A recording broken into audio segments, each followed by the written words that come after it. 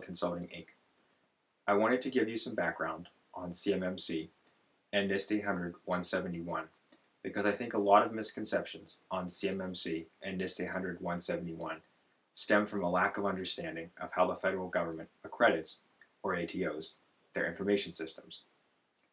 While the CMMC assessments aren't directly authority to operate decisions, or ATOs, my opinion is that the context of how the U.S. government thinks about assessing information systems, whether their own or a contractor's, is highly relevant to interpreting the rules. I wanted to start this new video series with this background before jumping in to some of the technical misconceptions in later videos. As an example, when you think about setting the scope of an information system, my opinion is that the audit standards for acceptable scope are going to be derived from the government's experience with other risk management-based frameworks, such as NIST 853. NIST didn't pull NIST 800-171 out of the hat. They built NIST 800-171 from a lot of the NIST 853 controls, and CMMC added some practices. The bottom line here is that NIST, the DoD, and the Software Engineering Institute at Carnegie Mellon University have been thinking about information security, information system scope, and controls for a long time.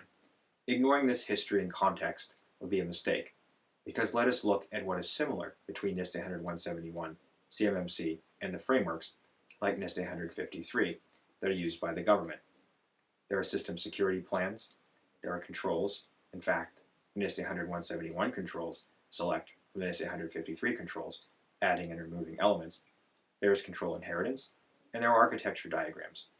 Therefore, when a government contractor writes a system security plan, they should be writing it by taking into account control inheritance from cloud providers at the control level.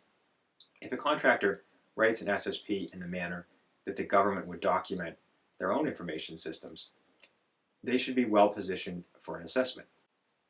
My approach, in the absence of official guidance to the contrary, is to consider the history and context of CMMC, NIST 800-171, and RMF-based approaches in the government, and document and architect the information systems to that standard. What I mean by that specifically is that the work product and attention to detail and integration between people, process, and technology should be at the level of a government information system. But contractors aren't being asked by the standards to always build a system at the NIST 853 high level. If you liked this video, please leave us a comment below. Be sure to catch the rest of the videos in this series by hitting the subscribe button. Thank you for watching.